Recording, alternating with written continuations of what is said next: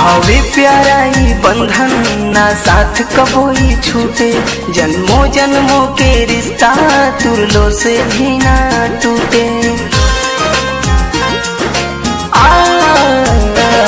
हवे प्यारा ई बंधन ना साथ कबोई छूटे, जन्मों जन्मों के रिश्ता तुरलो से भी ना टूटे।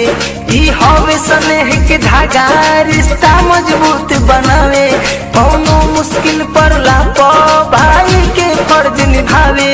मीठी मीठी प्यारी खुशियाँ आवे जीवन में अपार, शोभेला घरावा दुआर हो भाई बहिनी के प्यार, जानेला पूरा संसार हो भाई बहिनी के प्यार।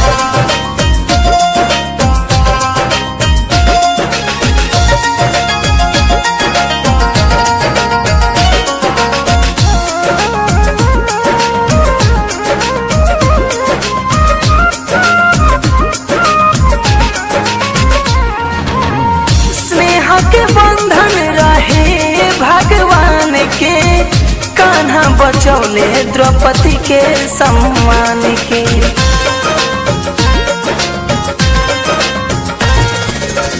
स्नेह के बंधन रहे भगवान के, कान्हा बचौले द्रौपदी के सम्मान के। झूमेला गौ धरती आइल गजबे बहार, जुड़ल बा दिलावा के तार हो भाई बहिनी के प्यार, जानेला पूरा संसार हो भाई बहिनी के प्यार।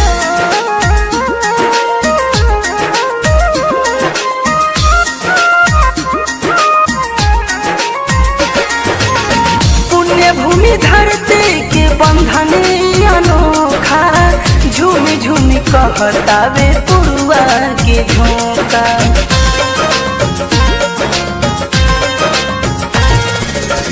पुण्य भूमि धरती के बंधन अनोखा, झूमी झूमी कहतावे पुरुआ के झोंका। आनंद अमृत के बतिया पकड़ी ना विचार, गजबे पावन त्योहार हो भाई बहिनी के प्यार, जानेला पूरा संसार हो भाई बहिनी के प्यार।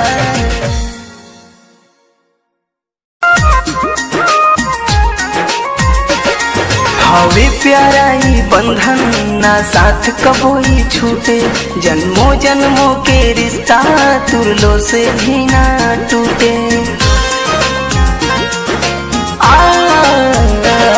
हवे प्यारा ई बंधन ना साथ कबोई छूटे, जन्मों जन्मों के रिश्ता तुरलो से भी ना टूटे। ई हवे स्नेह के धागा रिश्ता मजबूत बन